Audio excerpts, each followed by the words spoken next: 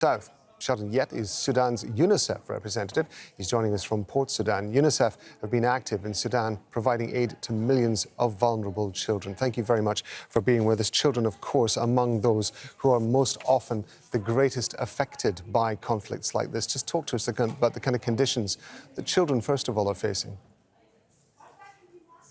Yeah, I mean, the conditions are catastrophic. We're now 2 years into this war. We're seeing the largest humanitarian emergency in the world.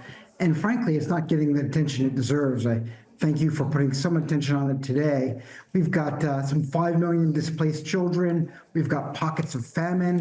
We've got outbreaks of cholera. We've got some 80% of children throughout the country not going to school. We've got health centers, hospitals, schools being hit by weapons, being bombed, being targeted.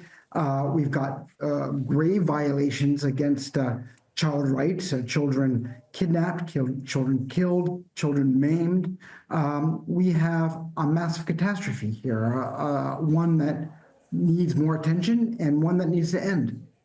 Obviously, your organisation is focused on providing aid to children. I'm sure that you also encompass other people in that wherever possible. How difficult, given the circumstances that you've just described, is it for organisations like yours to get aid to the people who need it the most?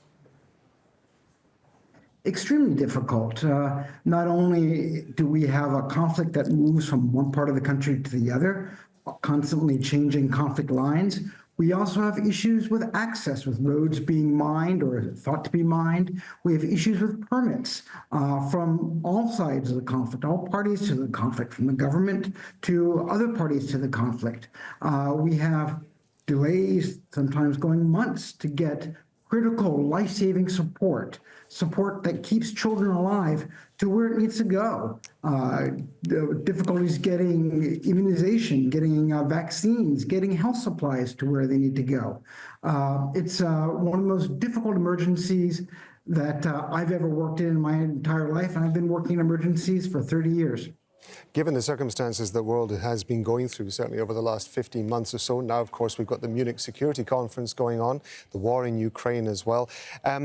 How difficult is it for organisations like yours to keep the world focused on such an extraordinary crisis that's going on in Sudan?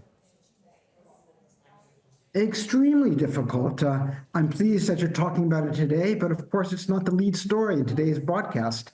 It is on page 36, page 52, if it's on any page of any newspaper at all.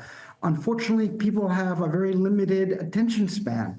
But this is a conflict that seems to grow and grow and grow, with children, with populations, with displaced, crossing borders, adding to additional instability in the region. So unless we focus on this, unless we actually see an end to this conflict, I'm afraid the conditions for children are going to continue to deteriorate, and that's a real risk.